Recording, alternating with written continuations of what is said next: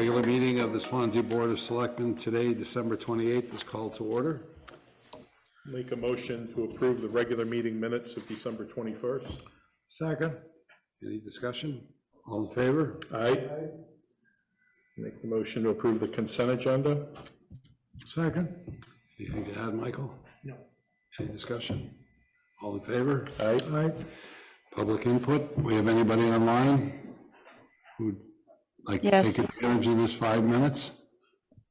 It's only me, the secretary, recording. Thanks, Beverly. You're welcome.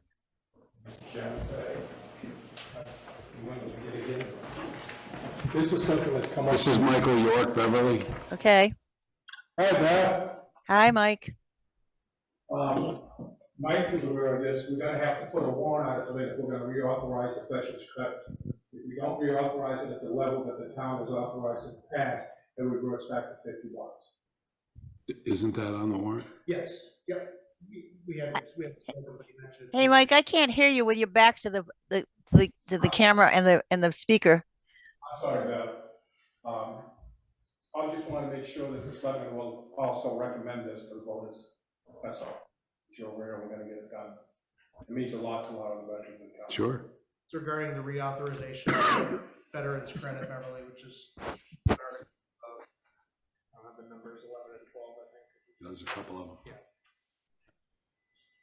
So Did you get a chance? Michael, did you get a chance to look at the proposed warrant articles? No, I have not. Okay, do you have a copy? Can we give him a copy? I do not have an extra copy, but we can give him one of I them. can- Actually, we can give him, we got the packet that I printed for Beverly, forgetting she wasn't here, so. And just take a look at Michael thinks they're 11 and 12.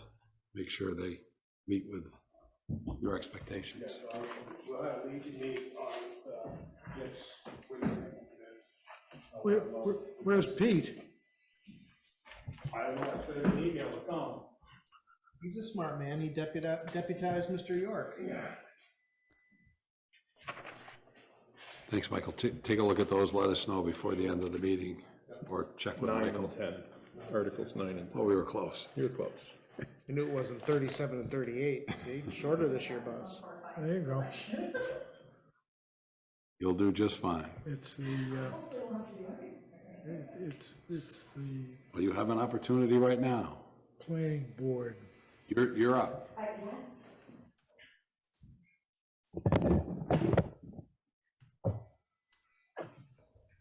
I don't know. So we're here to talk about There we a go. couple items we can consider to help Ashlee be all that she can be in her position, and two things that have been kind of lacking as the position has developed from very part-time and kind of semi-volunteer to where we're hopefully going as getting close to the full-time status for next year. So two things. One, some dedicated space, office, storage. She's talking about struggling to find a warm place to store basketballs versus her basement or part of her house. So we've kind of identified the small room in Wickham Hall here, which does get some use, but I think for the amount of use, I think it's something we can work around. I know Jenna has an event, and I think mid-January that she'd already kind of told the folks that they could use. But so we'd be kind of looking at, but at least if it's going to be kind of blocked off or more secured after that point. The committee's aware of it. They'd kind of heard about it through the grapevine. I think Pete just mentioned, some of the furniture in there probably isn't as appropriate for the, office setting. I know you like the clock, but Oh, it's might my favorite. drive you crazy in there. So, so that's one item, and then the other one which came up kind of. So while you're on that, what would be how would you utilize? So currently I work from my dining room table.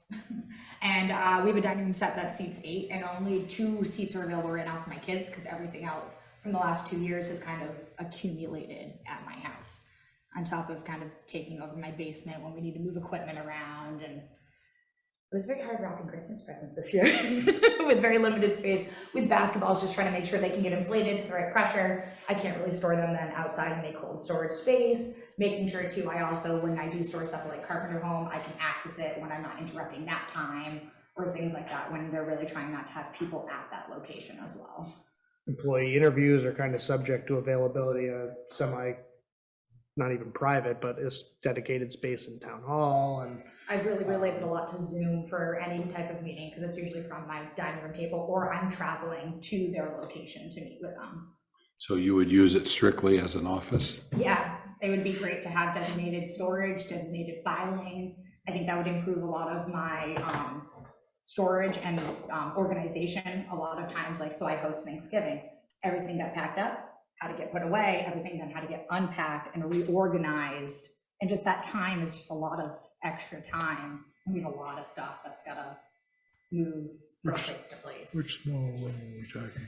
The corner room here. Oh, okay. All right. Is the basement here suitable for storage? Sporting Well, equipment? yeah, I guess maybe for the basketball. Hey, Jenna did offer like the basement, but Ann said it's really hard to get into. I personally have never seen the basement, so I'm not quite sure really what. Happy to give you a tour, but Oh, yeah. I mean, that might solve the basketball storage issue. Well, yeah, and it's only really during the season, so like I had to get them someplace that I could inflate them, for one. That was a big issue, is accessing an air compressor, which conveniently my husband has one. So it's taking them to my house, inflating them all, and now keeping them in a place before I'm gonna hand them over to the coaches to kind of keep their pressure, so I don't have to keep inflating them. Currently, all the soccer balls are stored at Pine Street, but again, I'll play that same game with moving them all to my house, inflating them all, taking them where I need to. And as the program grows, it's getting harder. We have 71 kids registered for basketball this year. We only had 53 last year. Oh, good. Yeah, we have a whole second team, or well, we're up to 5 teams now for the league. We're up to 24 kids. I brought in another coach to help with the skills and drills. And soccer this year reached 187 kids, which again was another record number year. So the more kids we keep bringing in, that more. And I don't have a very big basement. And we run our wood stove in the winter. That's our main heat up source, and it takes up a lot of space. So we'll look into the basement For the storage. for storage. Yeah. All right. And there's an office up here on the upper on the right too, right? Yeah, so that's, Too much. yeah, correct. It's kind of been identified as like a caterer's prep space, but it could be pretty available and kind of fill the use that side room has gotten, I think. That's why I asked. Right. It's a good question. I'm pretty much open to any space that just isn't. And we tried the Carpenter home, especially when that was vacant, but the spirits weren't agreeing with you in there. And then That place by the is time it so would get great. heated up, she was ready to leave or so. And now obviously a lot of it's occupied. So Yes, and if there was a back room, now that the heat's regulated, like I'm open to any space. It's really taking a toll on my family to have the house to take over. Sure. Is there any space in the sprinkler storage room available at Carpenter? The barn. for the basketballs, you're saying? Is upstairs available where all the Christmas decorations used to be I don't think stored? it's heated. It is when you walk in that front door, because you walk in and there's a stairwell that goes up above, like that big door that holds all that boiler stuff. I thought you meant upstairs in the main building. No, yeah, no, that I think we had tried, we worked very hard to get a lot of junk out of there. Yes, that again is not a place I'm interested in hanging out. But But that is Because she could access the barn from the outside and not bother the, Right. Well, and that's that- what we do right now, because we Right. use that back room to store a lot of stuff that need, like our paint, that's a big thing from summer camp. I have a whole tote of paint, it can't get stored in the winter. Mhm. It freezes, it explodes, or it becomes bad, same thing with glue and tape. All of that stuff usually has to get lugged out of camp so that we can maintain a supply and not have to throw it all away and get new stuff. So the appeal is for that room as a designated office, Right, lockable. right. What's number two? Number two is, earlier this year, when the police department had shifted over a cruiser, he's gonna go to the sewer commission when we thought we were hiring a new employee, but we've gotten the contracted route, so they don't need that, cruiser. And Ashlee was talking again, partly just driving around a bag full of basketballs in her, or the Taurus, or, Well, I have a Corolla Corolla. with car seats in the back. so she's at the mercy of if her aging SUV is functional. And Yes, we have a Suburban that we did purchase kind of mainly because I did take this job getting kids to and from summer camp, and then also carting soccer balls and things like that. And it's not as reliable as it was gonna be.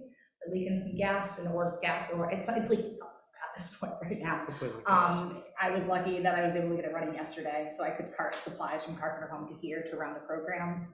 just because we weren't able to store stuff here before Christmas, because we weren't having a designated spot for anything, and a lot of it couldn't go into the carriage barn because it could freeze. I had locked door handles that froze open, and there was just So what is the question? a vehicle or something that I would be able to cart Kind of stuff more around. assigned to, she was using, you know, in the summer, you were at one season going to pick up lunches and that sort of stuff. So just, she's got a good amount of round town driving that we think would be beneficial to Yeah. assign her. All right with that? All right, The big question I kind of have too, though, I don't know if this has to go through liability or Primex. Primex would definitely probably say no, but we can check with our lawyer about, Okay. basically just if she's got her kids. Car having them seats in or car things like seats and that. that sort of stuff, so we can work out those logistics. And as long, I didn't want to get too, didn't want to spend money on legal advice if it wasn't something we were open to, so. Yep. Anything else? You're on a roll. You got any? Well, any question, I know I'm extremely sorry I missed last week. It was kind of a very eventful night for my family. But any questions about the budget or things for next year? Our Schools Out program is slowly growing, but I'm really hoping that the more we can provide consistent care for parents, the more they'll start turning and relying to us. And we're continually having registration open for walk-in, so parents are literally had a kid come in even today that thought we were having too much fun and went across the street, and they paid for the full thing and came in and hung out with us, and he had a great time. So hopefully we can continue doing that and expanding. you have adequate staff? Yeah, and it's, I think, a really good way to keep my summer camp staff enticed to continue staying employed with us and stick around for the summer, because I'm providing them an opportunity to come in when they're home from college. So I have one that's home particularly right now, and she's out of state for college. So it was great for her to come home and be like, I could come do this and make a paycheck before I had to go back and things like that. Great. How many children? We had 8 today, or 7 today, my 2 went home. But we have 11 scheduled for tomorrow and 11 scheduled for Friday, and I'm really hoping to continue to grow with it. I literally had one register right as we were about to start, so hopefully the more the word gets out, the more the friends will want to come in, and I have my computer here to provide registration if anyone does want to walk in the day of the event. Good job.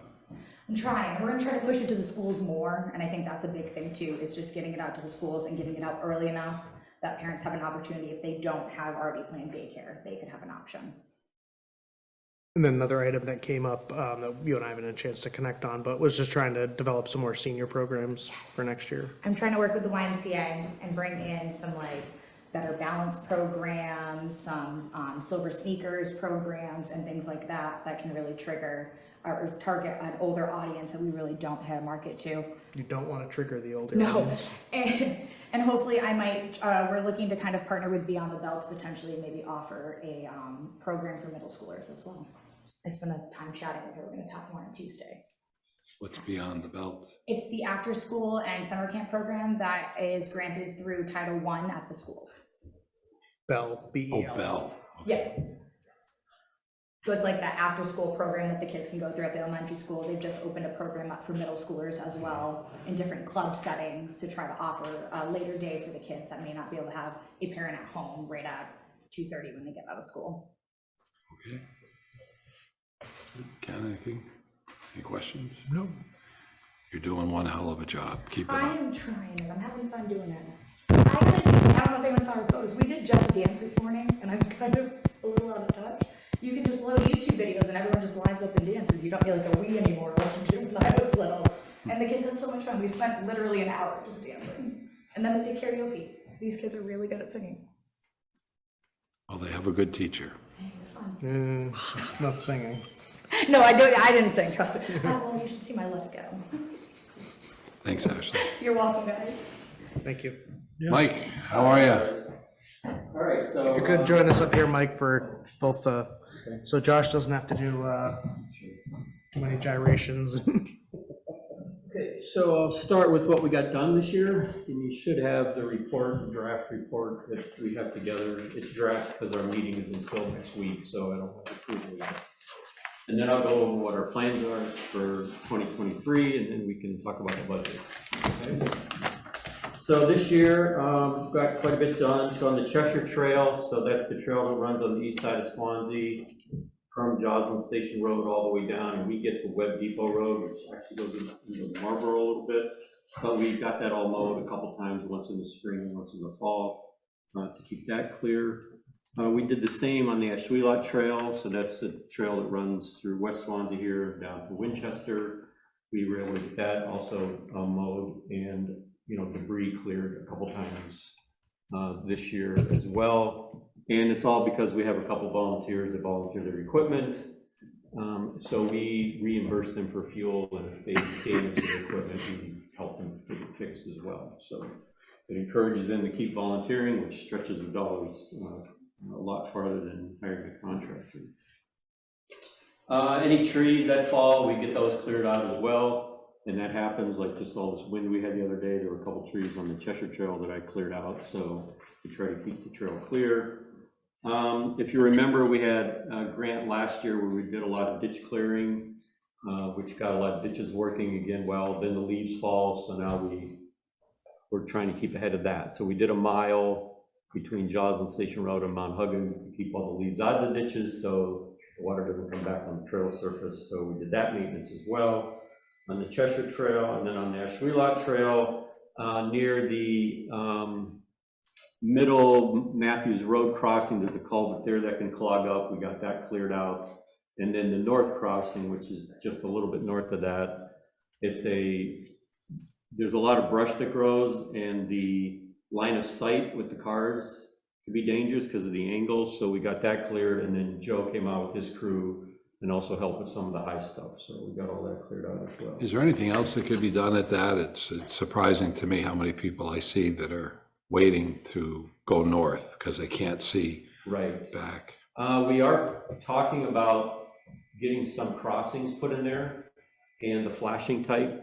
So when a trail user approaches, the cars will have a flashing light or flashing sign that will occur before they get to the blind spot kind of thing. So that's the trail committee's been talking about that. We've been in discussions with Mike about that to try to get those installed to reduce the risk of an accident.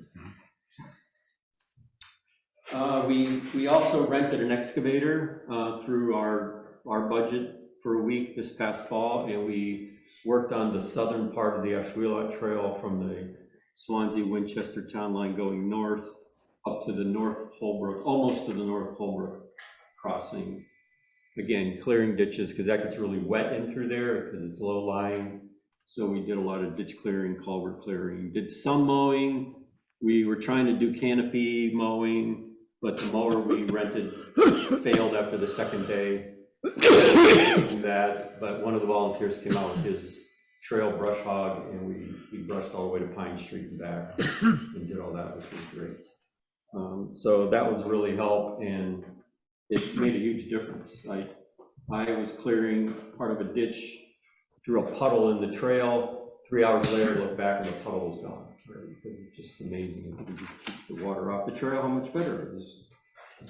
We made a little bit of progress on the TAP grant. If you recall, we have this TAP grant that's like going on forever, and it continues. We got as far as getting the engineering study approved, and we also, there was a scope, and there's a scope of service document that was provided by Hoyle Tanner, which is the engineering firm, which we all reviewed and sent back comment, and they forwarded to the state, and now we wait again. So that's where we are on that. We're also waiting on, from Hoyle Tanner, the budget figures for the total cost. Yeah, right, It's the next exactly. part of the next phase too. Yeah. We submitted for another RTP grant. This is the Recreational Trails Program grant, which we got awarded. It wasn't the full amount, but it's enough where we'll be able to continue to do work primarily on Ashlee Trail, where the plan is for that. I attend the Wantasket Monadnock Trail Coalition. So that's a coalition that manages the hiking trail from Mount Wantasket, which is in Hinsdale, to Mount Monadnock. It's a 50-mile hiking trail, and it goes through Swanzey. And it uses the Cheshire Trail through Swanzey. So that's why I joined, because we're kind of part of that. So I just attend those meetings and keep up with that kind of stuff. Also, the Monadnock Region Rail Trail Collaborative, which I'm a part of, which is a group looking at the rail trails through the whole Monadnock region So we're tied really closely into that and what's happening there. And the goal of that group is to fix all the rail trails in the region, connecting with Winchton, Brattleboro, and Bellows Falls. So we just keep in touch with that. And then we also continue to provide brochures for local businesses. We have a few brochure holders on kiosks on the trails. We keep those stocked, and they keep going. So people are using them and looking at them.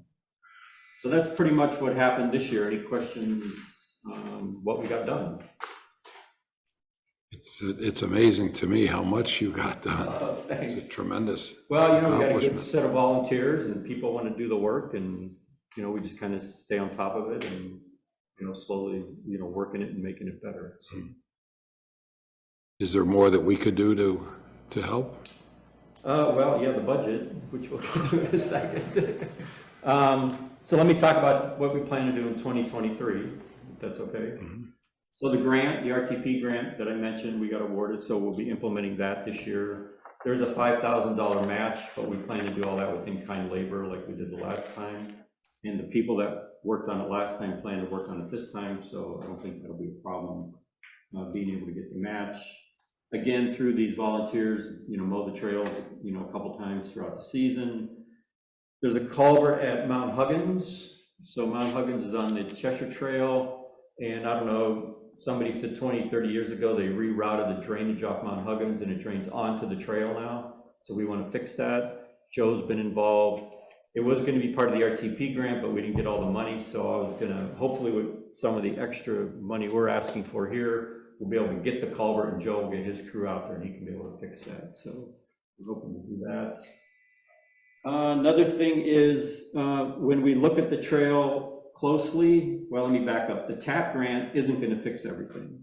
It was supposed to when we started, but money seems to just kind of disappear with these federal grants. So we looked at the trail close and there Money are, doesn't disappear. That sounds well, nefarious. It Reallocated. doesn't go as. It gets No, reallocated. we've gotten more than we were, I mean, with inflation factors, we're getting more than we initially applied for. It doesn't go as far as. it's not going as far as we originally had hoped. Yeah. So there's places on the trail where the original railroad bed material is still there, but it's been pushed off by the snowmobilers and the groomers. And so Bruce and I were out there and we got this idea of how we can get it back onto the trail and get it, and therefore we can get more trail surface fixed. So we're going to try to do that this year through renting some equipment and that type of thing. So that's another. What type of material is it? What is the material? It's that black.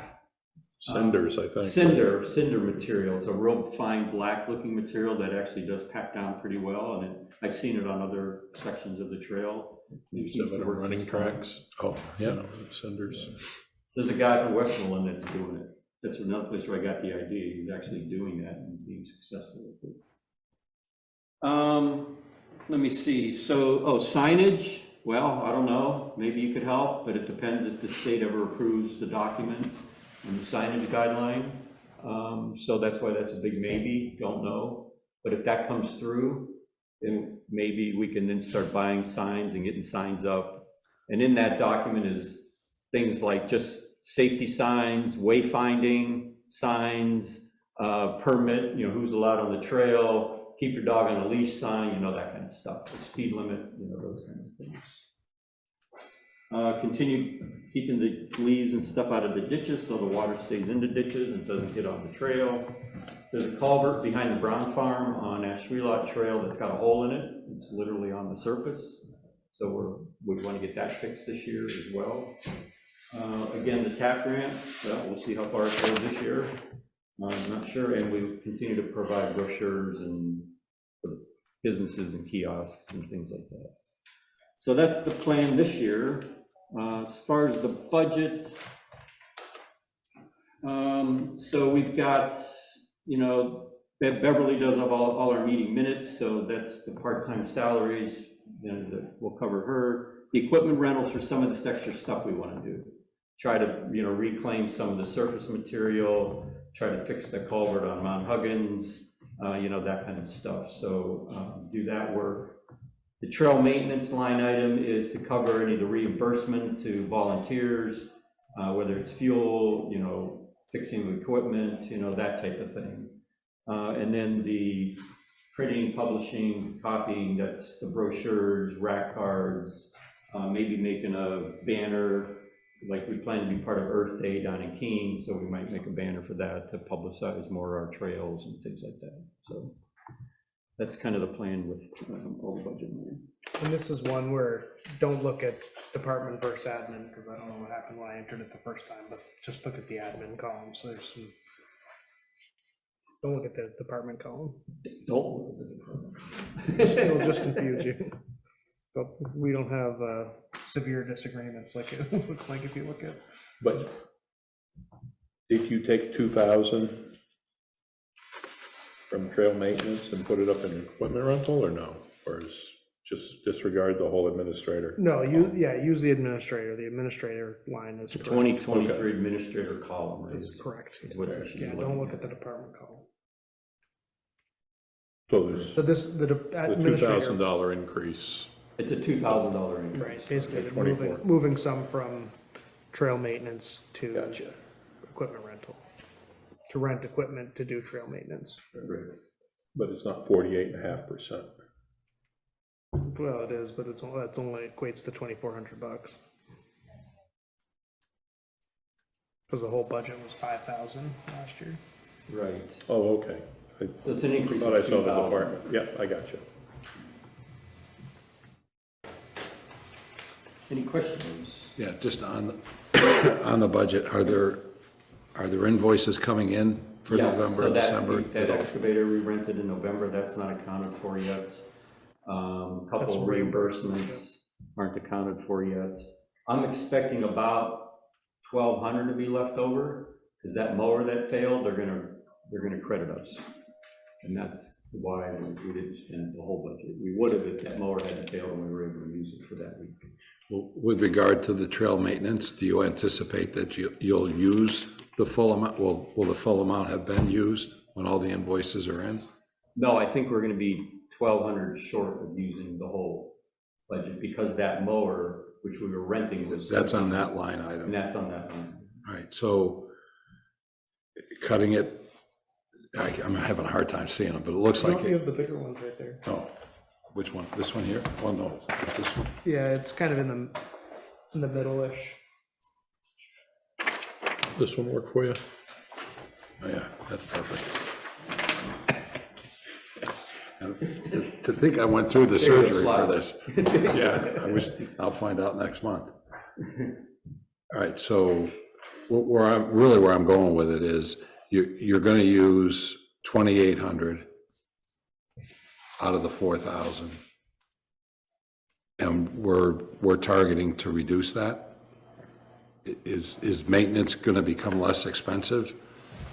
No, so the equipment rental line, we bumped up, and that's where the equipment rental then would be accounted for. Okay, so that's going to, that's where the differential is? So like, yeah, yes. Okay, thanks. Okay. Oops. That's got all those answers on it. You can't take that. Any other questions or comments? What are the man-made hazards that you refer to? What's an example of a man-made hazard? Man-made hazard. On the trail? Yeah, it's, On the trail? you listed as one of your high-level goals, address man-made hazards. Oh, yeah, if they occur. I can't really think of anything right offhand. Debris, somebody dumps a bunch of Yeah, I don't know. a couch or something. I guess if somebody dumps trash or the washer dryer, you know, I mean, those have happened. In fact, there's a washer and dryer over the side of the trail on the Cheshire Trail right now. We don't even know how to get it out because it's so far down the hill. But if somebody dumps something like that onto the trail, we got to get rid of it. So that can be a man-made hazard, you know. If you recall, when the Berger Automotive was still there, we did a big clearing. That was about 3 years ago. We pulled out 100 tires and mattresses, and I guess those are man-made hazards, right? That kind of stuff. The dumping seems to get less, or it's getting smaller. The Bud Light can is the winner for the most debris on the trail by far every year. But it's usually cans, bottles. Right now, I haven't seen anything real big recently, but that kind of stuff could happen. And part of this whole project, part of these plans is the gates where they, you know, the DOT puts up gates. Well, a lot of times people can get around the gates. So we're planning to block the gate bypasses, I call them.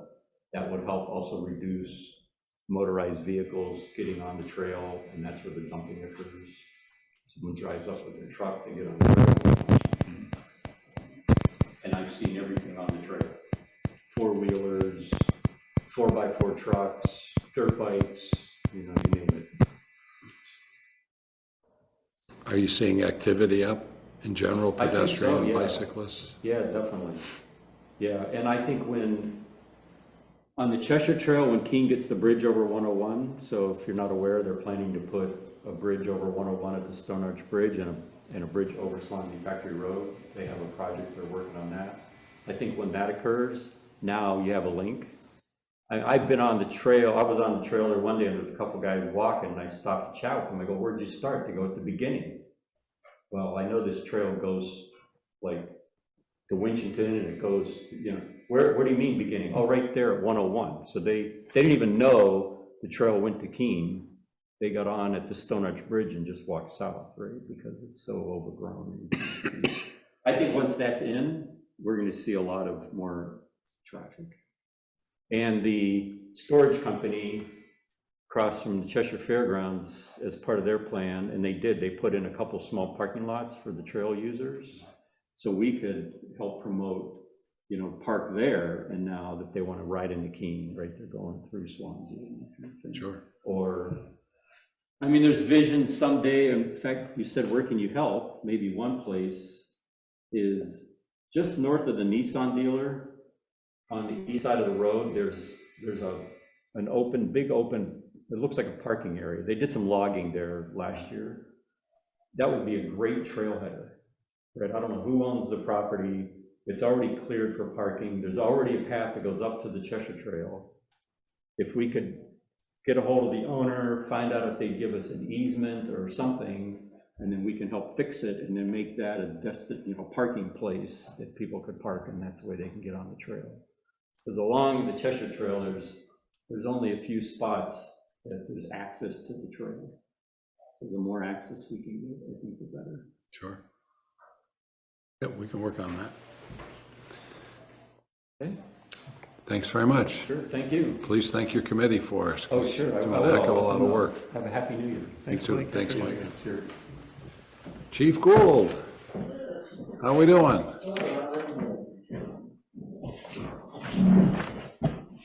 Now I'm gonna wish I'd brought my color copies, I know. They're sitting right at my desk. What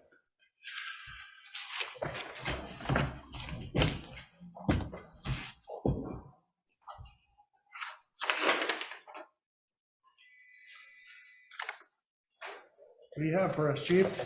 Oh, I have an updated proposal for staffing for this coming year.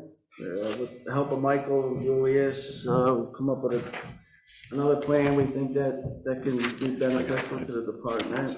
And more importantly, to the response out there, to the community. So, you know, we're gonna maintain their coverage by our full-time and regular part-time workers. And we're looking to increase from 5 to 10. Coverage in the station by part-time or per diem personnel. So it's an increase of 5 hours. And the paid on-call hours would be covered by members that would be paid by $5 an hour as an incentive to remain available to respond initially on a call. And that would give us 24 hours coverage for the week, 5-day week. And then on the weekends, we continue, actually we'd extend our per diem coverage, Saturday and Sundays, to a 12-hour shift. From 8 to 4, now we'll increase to 8 to 8. And those hours, remaining hours of the day would be uncovered. They'd be voluntary on call like most of the time right now. So it's significant increase in hourly or hours covered. So total 144 hours a week that are covered, and leaves us 24 hours that are not dedicated covered, but still can, obviously members can still respond in a timely fashion. Which is in comparison, as of like right now, it's only 61 hours that are dedicated covered. So it significantly increases our coverage.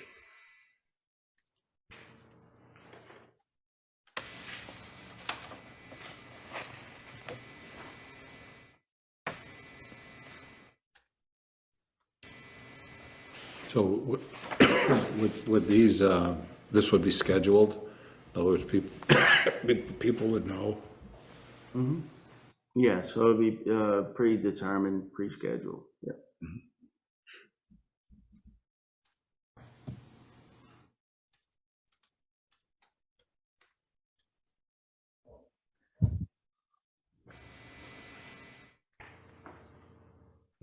Anybody have any questions? Yeah, would you consider doing the paid on call for the whole 83 hours a week instead of additional part-time, Brian? On the weeknights? Yeah. Well, could be a consideration, but we figure those are some of our busiest times, between 5 and 10. So if we have somebody right there in the station, figure that'd be a better coverage, better deliver service, I guess.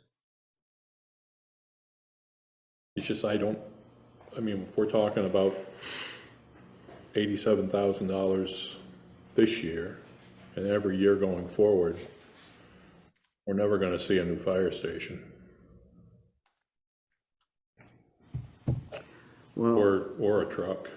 I mean, it's just, yeah, I mean, you know, we still have to do our due diligence and have people available to respond, you know, so. well, I'm also thinking back to what Ken had said, that, you know, we need to tell people that if they're gonna be on the fire department, they need to respond to calls.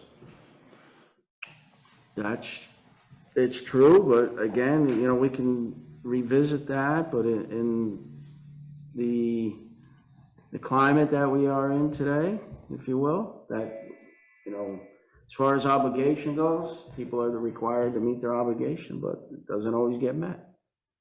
This would guarantee people that would be on duty at the time to respond. There's times where we can get many people out, and there's other times we can't.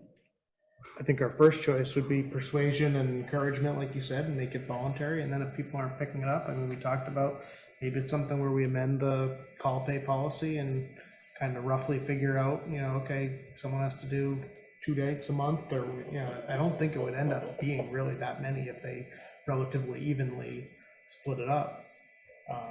What do we have right now, weekdays for full-time and part-time employees? What does that come out to? You know, number of personnel and. So right now, technically on the books, if you will, we only have 2 full-time, 2 part-time. But The 2 part-time total 40 hours between the 2 of them. What their budget So is. 20 hours a week? 20 hours apiece for the part-timers? For simplicity, yeah. It's, I think, 32 and 8, but between the 2. And there's nobody else that is during the weekday? There's nobody else being paid during the weekday to be on? Yeah, we'll bring people in. We have 2 designated part-timers, but that are budget, but we're bringing other people in that comes out of call pay. Cover vacation, sick time. Yeah. But the part-time wages, it's budgeted at the 40 hours between the 2. 20 hours apiece, or Yes, whatever it comes to. correct.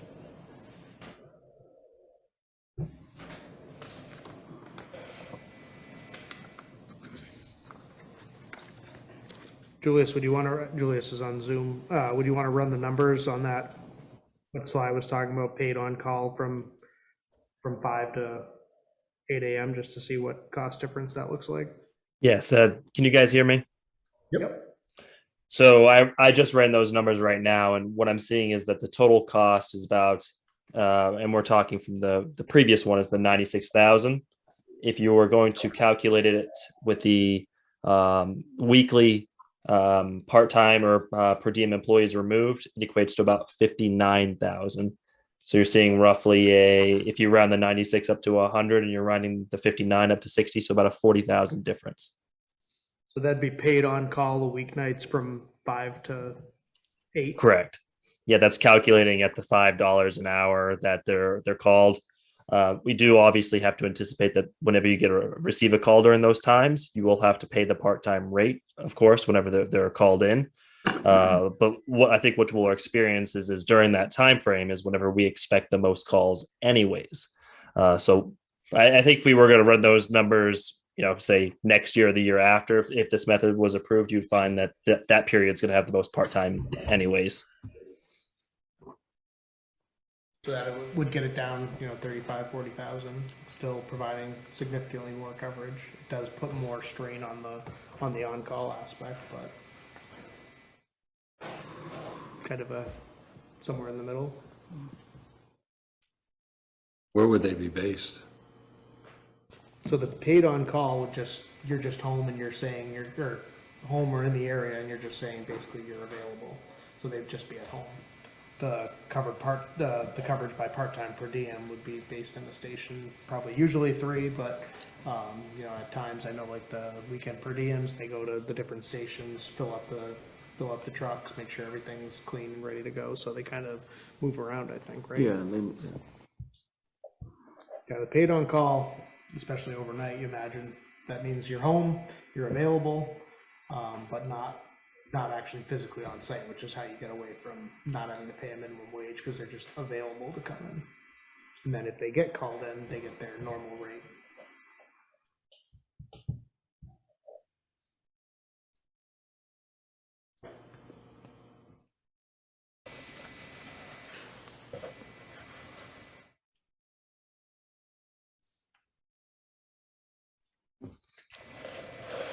If I may chime in with a little bit more sense on this one, is these numbers, especially the $5 an hour rate, was drafted using Jaffrey's model. And we also took the same modeling of times, not time of days, following the models of New Boston as well. I've reached out to their fire chief there. So we've had an extensive conversation with individuals that are in the same situation.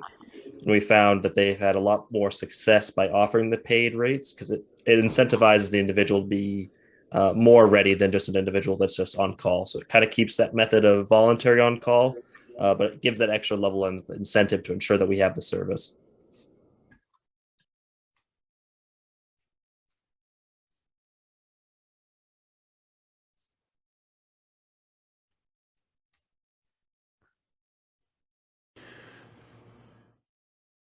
You have a question? No. One of the approaches I thought we were looking at was just a flat fee of $50 per period. I was taking, one of the firefighters had mentioned, I've forgotten whether it was $100 or $200 a week that they got to be on call for the job that they were in. So anyway, I thought we were taking a look at that method. Basically comes out to the same amount, the 10 hours at $5 an hour. I think that's kind of where we somewhat got that ballpark number. So I came out with 36,400. So how, and that's substantially different than 87,000. 87 includes the 87 number, well, Because it includes the part-time per diem from 5 to 10 and extending the weekend. No, I get that. I thought we basically were going to have the what's existing, and then all the white area was essentially going to be covered $50 per person per day, which that was when I embraced it, that's what I thought we were looking at. And obviously that's different than what this is substantially, certainly from a financial perspective. But I think that's similar to the number that Julius just cited, was more along the approach what you're talking about. Okay, I just didn't quite gather it all. I didn't embrace it all. It didn't all soak in. Well, anyway, looking at it this way, I agree with Sly. That's a pretty steep number. So I think we're going to have to really decide if that's the right approach, and do we want to do it? Because it's essentially adding a full-time person. But I think if you look In at terms of you're dollars, going from 61 hours of coverage to 144. Again, not diminishing the cost, but I think that's a pretty good return on the investment. But I mean, the board tasked the chief with coming back with some additional options to provide coverage without full-time staff. That's what this is. It's not set in stone. Certainly willing to be tweaked, but it was just one idea we kind of workshopped. So obviously, you know, any more coverage is progress, and hopefully will mean more response, which is what we're ultimately going for. And if the board's more comfortable coming back with a cost number, or you know, that 35, or you know, whatever amount you think you can live with, and then develop off that, we could do that too. The thought behind not doing the paid call on the weekend nights was the thought that people are generally, you know, most people aren't working, so there might be a higher response rate for just catch as catch can, kind of the voluntary on-call is what we're calling it. So that's why we didn't include that coverage on those nights.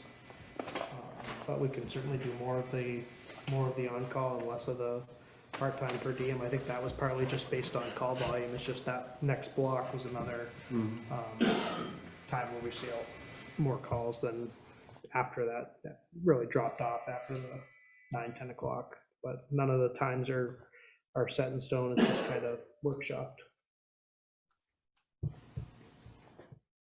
I'd personally like a chance to, I didn't see this till today, so to take a deeper look at it. Yeah, and that's why we wanted to at least get it initially presented today, so you have some time to continue to review it, and then like to try to at least have an idea where we're going into the budget hearing, so we're not still making the sausage at that point if we can. So, and we can have Julius draw up that proposal that Sly was mentioning. Well, that and do the paid on call for each day and eliminate the per diems on the weekends and see what $50 per person, so $100 a day comes out to in comparison.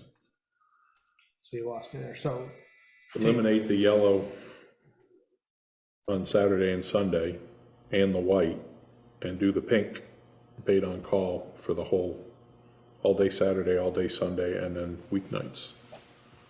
So the flat 50 would be the same for an overnight as it would be a full 24-hour period? Yeah. And it's just the flat 50? Because again, they're more apt to be at home for the weekends anyway. Yeah, I don't. Be tied to working so much. That program is working pretty well, the way it is, and we have people that come in that work the per diem, that don't live close.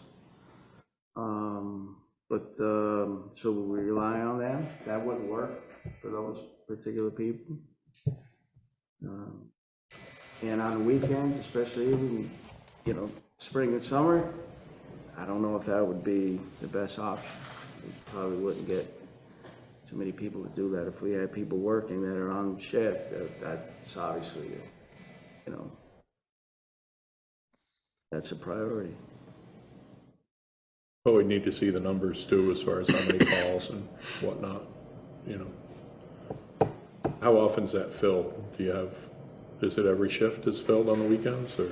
Yeah, for the most part, it's probably 95%. There's a few shifts that go uncovered. A couple times you had one.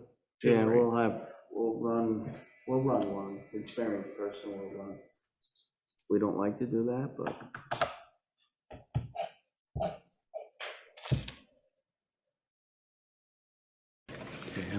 Anything else? Ken? Thanks, Chief. All right, thank you. Appreciate your work on this. Thank you. Thanks.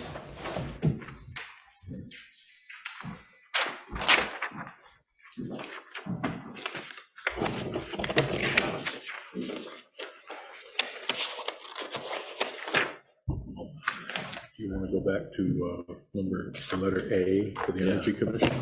Yep. Want to go ahead? I'll make the motion to appoint Dennis Swain as a member of the Energy Commission with a term ending at town meeting 2024. Second. Any discussion? All in favor? Aye. Welcome, Dennis. Thanks for volunteering. Julius is available? Julius, you're up. Yeah, I apologize about making you argue with the computer on this one, but obviously I can't be there now. So in front of you, I believe you have a relatively extensive chart. This breaks down a lot of the questions that we had at the last meeting about the solar exemptions, potentially about who might own their systems, who are potentially leasing their systems currently, if they've aged out, which means they've either bought their rental unit or their lease ended. I also calculated at the 40% that Sly had mentioned at the last meeting as well. And you'll notice that out of this entire list, there's 3 properties, as we discussed, that were actually reached the 35,000 cap. And then out of those 3, there was only one where there would be, say, a negative deficit, and I use air quotes on the negative portion, if there was a 40% limitation on it. We did a little bit of research into the property and determined that the reason why is really it's a residential unit. They purchased the system themselves. They prioritized it. It's off actually the side of the structure itself, if I pictured that correctly, and it is used as a primary source for the home. So yeah, that's kind of the gist of it. The hopes is to continue the same discussion that we had last week, also posing with these answers and really trying to determine if we think that the 40% is still needed, or if we should just make that transition into the 100%. So again, I guess my point really is on the value of the property, and that if the subject property you mentioned was going to be for sale, it would probably be the $75,000 solar assessment would probably factor into a good part of the sale of the property. Yeah, I should also, I'm going to put a caveat on this property as well as I had a conversation with the assessor and Christine about this piece, and he said that he intends to actually make an alteration to that piece and assess it at a lower 50,000. He said that's during his input process. He had put it in the wrong column, so when we pulled this out, it actually should be 50, not 75, but that still puts it above the cap, so it doesn't holistically change the discussion here. I mean, yes, if they were to sell the property and send it to another individual, it would still be assessed at that rate until it makes a determinable change based on its value.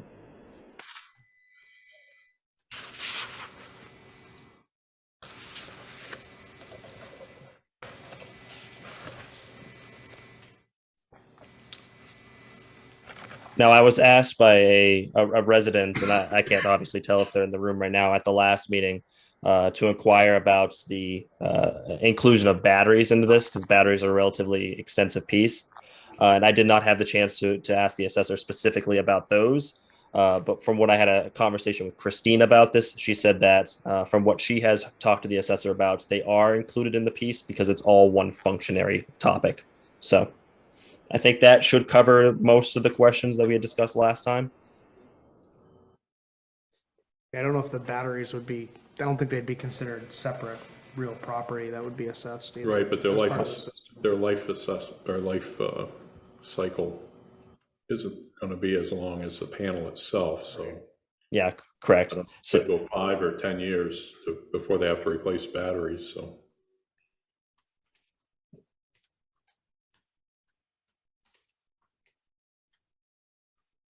Yeah, I'd be interested in the assessor just assessing the property as what he thinks it's worth, and if the solar panels factor into it, into increasing the value of the property, I'd still like to see somewhere around 40%. I could go higher, I guess, but So again, talking to Christine about that, she did say, and you can see it in the card totals here, that the solar panel is counted as an increase to the value of the property. And that's why you do see that in the assessment call, it says assessment without solar, they all decrease there. right. They're all a net positive in that sense, but I think that's exactly it, is that you'll see a substantive change in the coming years and decrease in the value of these things as you go, is because you're right, they have that degradatory nature to them just because they don't last as long.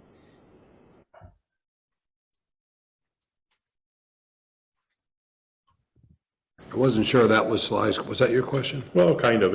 I'm just trying to make it fair as far as the fact that if somebody puts in a $75,000 solar array on a minimal property, and because of inflation and everything else, that solar array ends up being worth $150,000 when they go to sell the property, plus the cost of the property.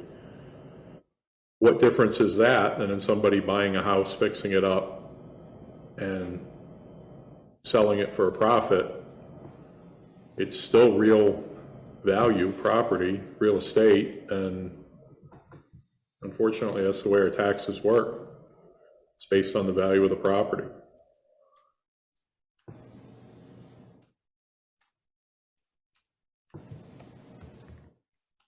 That's what I meant.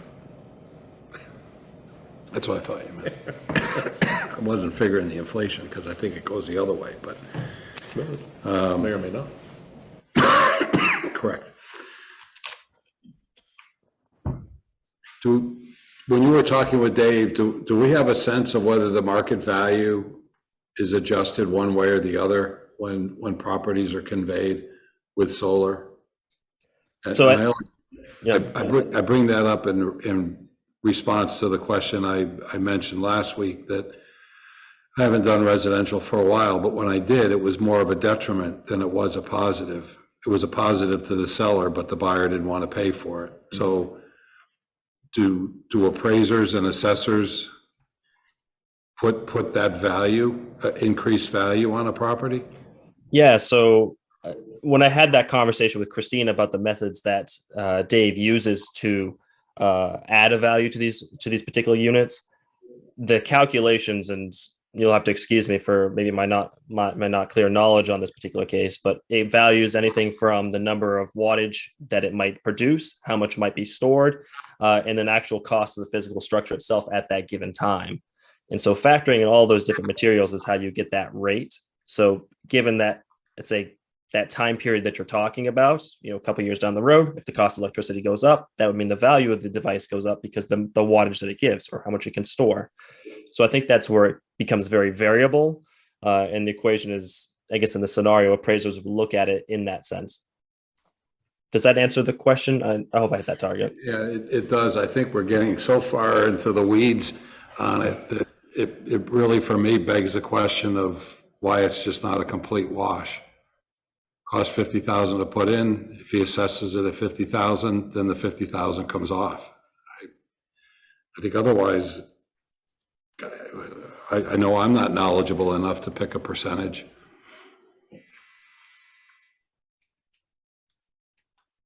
Well, That's not directed at anybody. It's just a general comment. I know that this is the same thing I'm struggling with. That's why, the $35,000 limit doesn't work, only because of hyperinflation.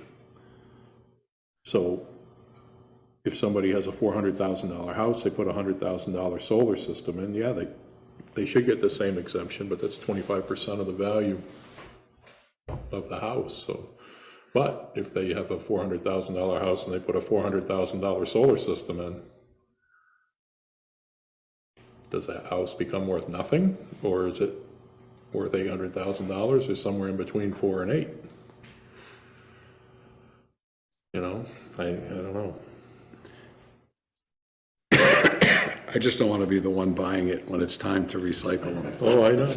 And figure out where are you going to get rid of them? The batteries are going to be affordable, people like truck batteries. Yeah. Yeah, it's a We hear ya. conundrum.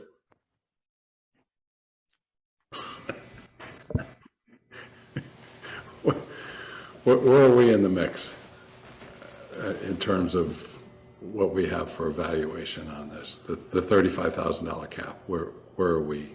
Some have none, right? Compared to other communities, yeah, I think we had that last week. I don't have that, sheet handy, but I mean, I think it varies significantly. It's kind of like, you know, when we talk about what we're gonna do for, cost of living increases, it varies so much that I don't know that the comparison is that useful, but we can get something more definitive on, but I think it varies significantly from town to town.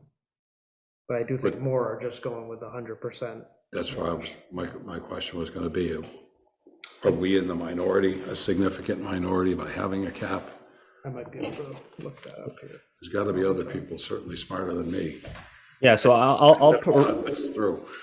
I'll peruse around to try to find that same link that I referenced at the last week's meeting. But I think what we're finding is that initial exemptions usually started at somewhere around the 35 range, and that's why you guys instituted it previously. But with change, I think that more recently those communities that started with a 35 have shifted to 100, only because 100%. I mean, because they're not entirely sure on how each one of these is going to be impacted accordingly because of inflation. So we're starting to see a substantial change or increase, and I'll pull those numbers right now if you'll give me a second. Well, unless Mike beats me to it first. Unlikely. Okay, so we'll push this off till next week? Yes. Okay.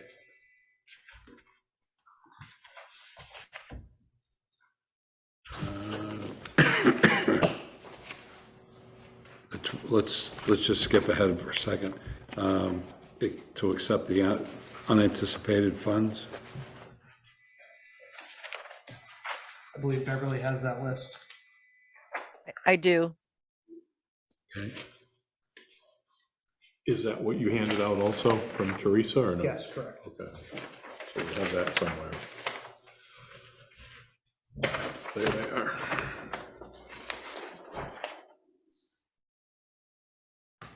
So I'll make the motion to accept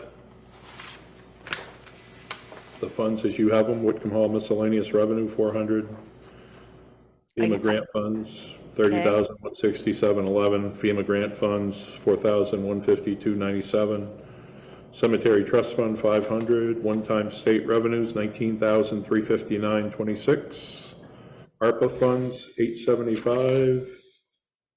And 59.95 for digital fish scale. Yeah, I think a couple of the larger ones, we're gonna actually end up having a public hearing in January, but I think that list for this purposes, what Beverly has will work. Are you including the fishing derby? Yep, he lumped it in. He's going crazy. He's doing them both. 59.95. Okay, that one. Okay, thank you. All in favor? Aye. Aye. Thanks, Beverly. You're welcome. 2021 Carpenter Home withdrawal. We're gonna table that until next week. Okay. All right, time to review the warrant. Great. Any typos? Yeah, those will all be conveniently removed. Typos? Or removed before they get to you. Mostly canned language, so. Can we put the current, the additions or increases in parentheses so it looks like a negative number? You could try. Michael, how many warrant articles are there total? 12. Counting officers, old business, or another business is 12 right now. 12, thank you.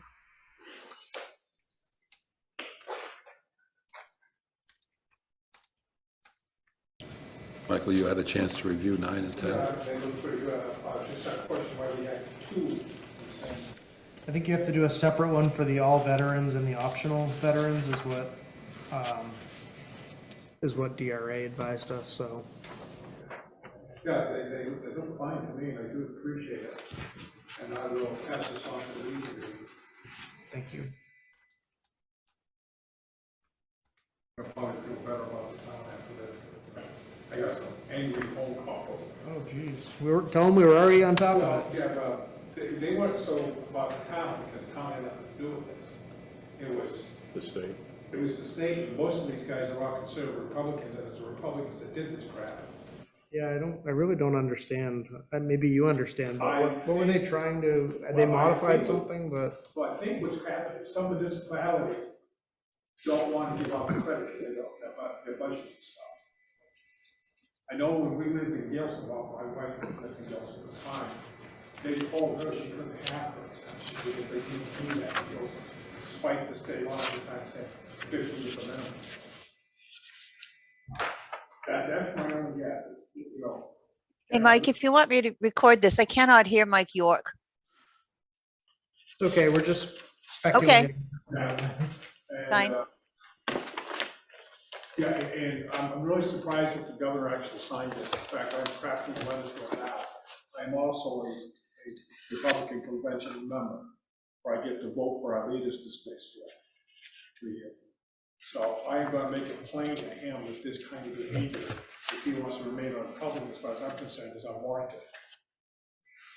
And he's actually had some legislation he's trying to propose to take away some of the towns, the municipalities' land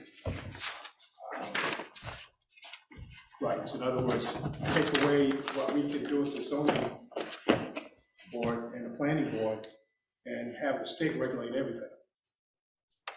Trying to move in that direction, we can see it. Well, I think this actually fits into the same thing, because what you're saying is this is local control. Right. So that if the town meeting one year votes to authorize the veterans credit, that doesn't mean it's good forever. The next town meeting, I don't know if it means. because they don't have to get 60%, right? If it has to be reauthorized every year. I think that's probably gonna be it, I don't know. And what I think they're trying to hope is that some towns will forget about it. Yeah. Because not every town has an active legion. You got like the Gilsons and the Richmonds, and I don't know how Troy's active is right now. But you get those towns that come, I don't even know if Winchester's Legion open office or clean. But they're gonna know about it. We'll let you save that conversation for later. We're gonna Okay. get back on our agenda, but the good news is it's The in good there. news is that those look good to me. Okay, thank you. Thank you. The, you had a memo that I can't find having to do with percentage increase. Page 32 in your packet. You know, unfortunately. You took the staple out, it's all gone, yeah, I got it. Okay, so it's page 32. Should have been right after the warrant. You know, I found that all right. Anyway, There it is. do you want to go back? Do Right on the you want back to just page. go through that? Back page of the warrant. Well, just before, was there anything that, other than, ones we discussed or things that we know are still pending, was there anything, obviously the solar, like I said, is still pending, but, anything glaringly missing or on there that's offensive or? Injurious, obnoxious, or offensive? Oh, goodness. No, I thought it looked good, like Sly had said, other than some typos maybe. It's, There are typos? oh, You'll have to send me your. Other than scrap- that $500 credit, I know you meant $5. Oh, no, jeez, you're trying to get me in trouble with the Legion again.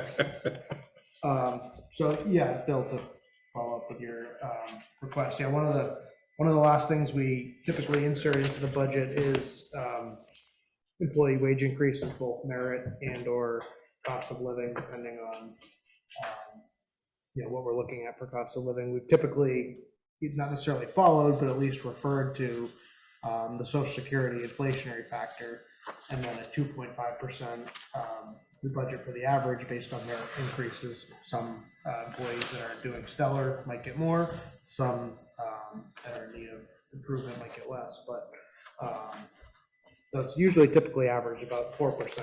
Last year, we were kind of seeing the beginnings of some of the inflationary challenges that have only obviously gotten worse this year. Last year, Social Security increased 5.9%. Our total increase that we settled on was 5.5. This year, Social Security is increasing 8.7%, so even more, even higher than last year.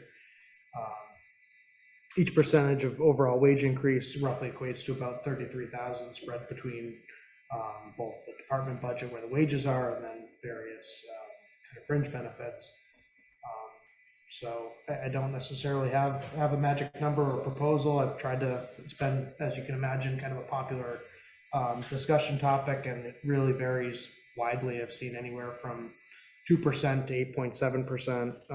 Peterborough had done a little survey of surrounding towns, which I can hand out, but it just kind of confirms kind of what we have already what I've already mentioned, Bow 5%, but then 2.5 for Merritt, Brentwood 8.7, Francis 6, Hancock 8.7, Jaffrey 3 to 5, or 1 to 3 for Merritt, Lebanon 3 and 3, Milford 7, New Boston 3 for cost of living, 4 for Merritt, Northfield 8. Some towns that have collective bargaining agreements, in this case, those are kind of beneficial. If you locked in at 2% per year or 3%, that's kind of tamping some of those down. I'm sure they'll try to get their share back after that, when the next agreement factors in. Obviously, it's not a factor for us, but so again, I don't envy the decision. It's not an easy one. We know the merits of retention and avoiding having to replace people. A few replacements really kind of are significant costs versus spending the money on the front end. But again, we don't have an unlimited pocket, as we know. So again, I don't necessarily have a magic number. I'd look to the board for guidance or questions or thoughts.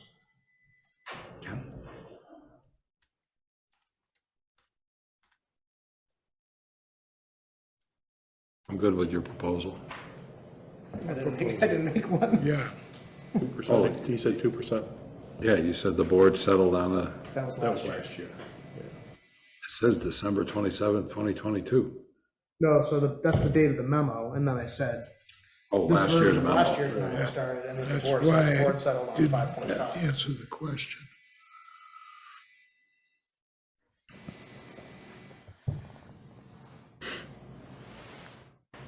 What do you suggest? Which was less than the inflationary factor alone last year, so I think that's at least a starting point, but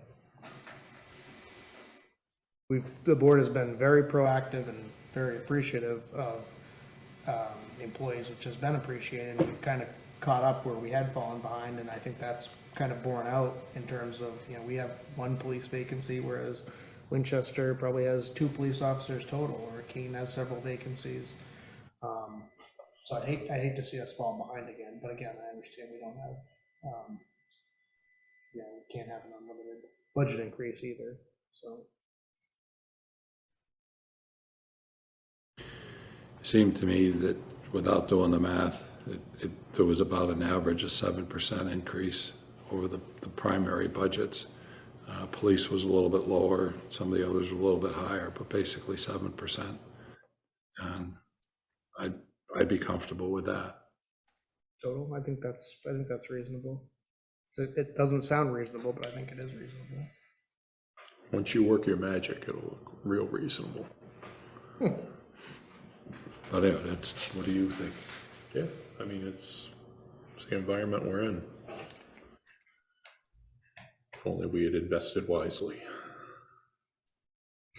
Getting better interest rates now. I would agree with that. How would you like to split it? I think the 2.5 that we've done for merit, I think that should remain consistent. Yeah. So then the rest cost of living, so 5 or 4.5 cost of living and 5 or 2.5 merit. Yeah. Consensus? Yeah.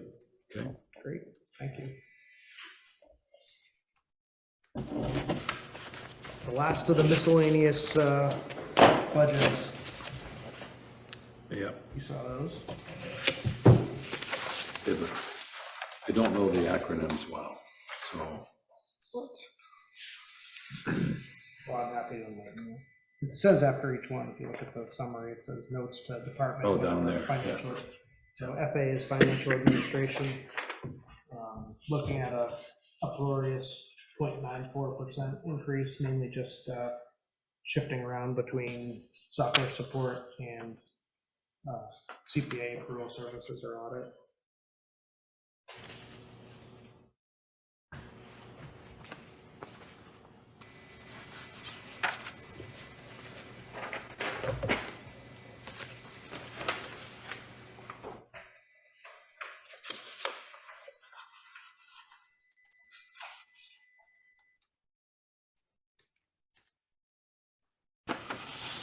So this, the only question just in general.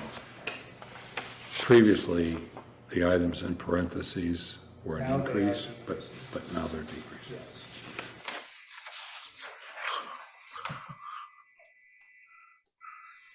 A reasonable question.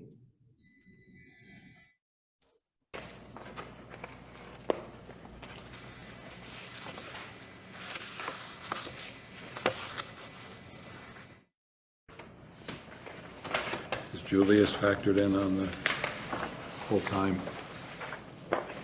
Yes, under the Planning and Community Development Department.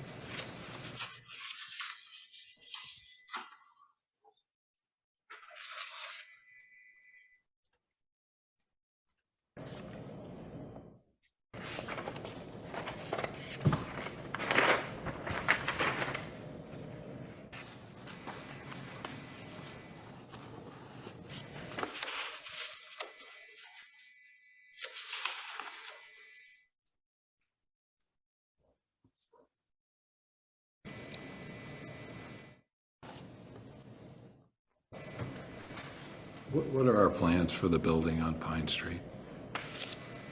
Largely I know we've talked about trying to do some cosmetic things, but largely to continue to use it for cold storage. It's been enormously valuable. But I know you had some ideas of sprucing. It would be nice to be one of the nicer properties. I think it's the median. Well, do we have any thoughts with regard to Love that? to hear what you're thinking. Do we? No, not really. I mean, no, It was seriously. a benefit to take that deck off, for sure. And what are we doing about the mobile home behind it? What would you like to do? The one out in the woods is gone, right? Where we have the garage now for DPW, Is that one going? the long one, I don't know, there's one, the long driveway. the long driveway, there's there's one there, and then there's the garage behind it. The garage, I believe they're using. DPW. DPW is using Yeah. the garage, I but thought the mobile home went away, no? I haven't looked at it for a month or so, but Oh, No, no, it hasn't gone away from there, so. I think we were still within the redemption period for that one, but I think that's passed now, so maybe we can now dispose of that. okay, that would be good. All right, anybody have any questions on any of these? Ken? And then, so obviously, we've been kind of eating the elephant one bite at a time, but they've sent out the summary as well, and actually, all things considered, a 4.1% increase, again, without the wage increases, which we just talked about, so that'll increase it, but I think in this environment, that's pretty reasonable, to be honest.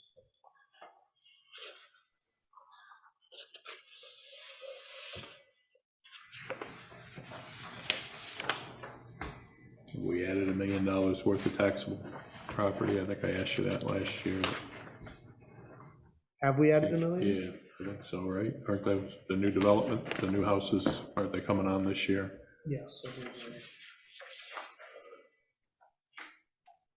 And then we'll do our statistical update one more year, 2024, so. And the rate will plummet, you'll all be heroes. Right in time for your chairmanship, there, boss. Anything else on? Sayonara. It's a tough year to try and get a bond for schools. Yeah. I think it's a good year to take off. Summer, Yeah, anything else? Yeah, we went back and got the new business one. Oh, just make note of it, because it's something we usually try to go to, but I don't think, unless we want to change our schedule for next week, is the letter from Keene. Unless you want to try to modify our schedule, I'll send our appreciation and regrets. Legislative invite. Yeah, it's a good program to go to, but it's unfortunate it's, They didn't consult with us. So, all right, I'll send Elizabeth a note. You never know. hopefully. Hopefully. It's a good experience. And you missed our meeting? And missed our meeting?